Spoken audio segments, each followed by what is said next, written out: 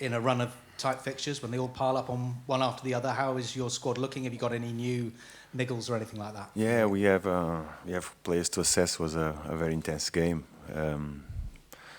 Lot of contacts. So today we join about recovering and assessing the players, see how they are. Is anyone particular causing you concern? Yeah, some. Yeah. Who would they be? Yeah. That's fair enough.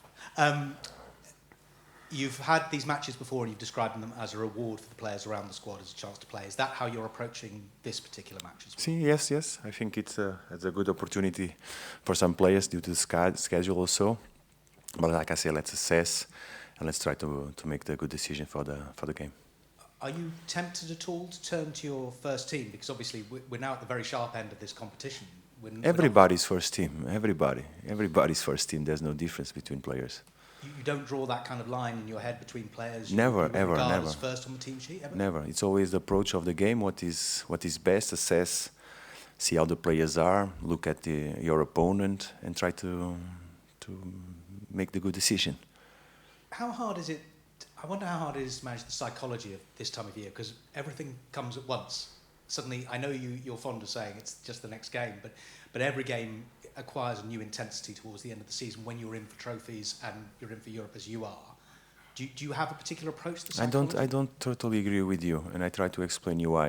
I think that doesn't make sense.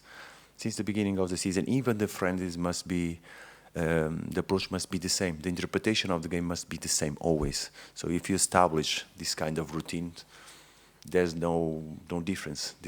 I think it works better for us. That's why I believe the approach of game by game is the best one. On a broader note, are you a believer in sports psychologists and sports psychology and having people around the team to help with players' mental load throughout the season? That's normal. In these days, it's normal.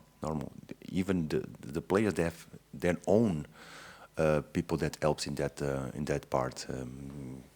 Mental coaches. There's a lot. It's involved in sports now. What about you? About me, what? Do you lean on someone? Are there people you can lean on? Of course. All the help is needed, and it's welcome. Tell me a bit about what you're expecting from this match. Tough game. Ipswich, good team. We just look back at the fixture that we had here in the Premier, how hard it was. We've been looking at them as a team. They have energy, they have good players, and they are very intense. So the expectation is a very tough match.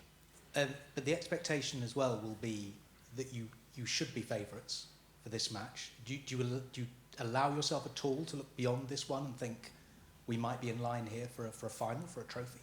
No, that's not the way we look at. We have to play the game. There's no favorites in a football match. There are two teams that go against each other in a fair way to see who achieves what they propose. And just finally for me, and on again a much broader note, where's the FA Cup sit for you in terms of its importance? It's the more important because it's the next game. It's the more important one. Thanks, Colin. Sonny. Thank you. Hi, Nuno. Hello. Just one from me.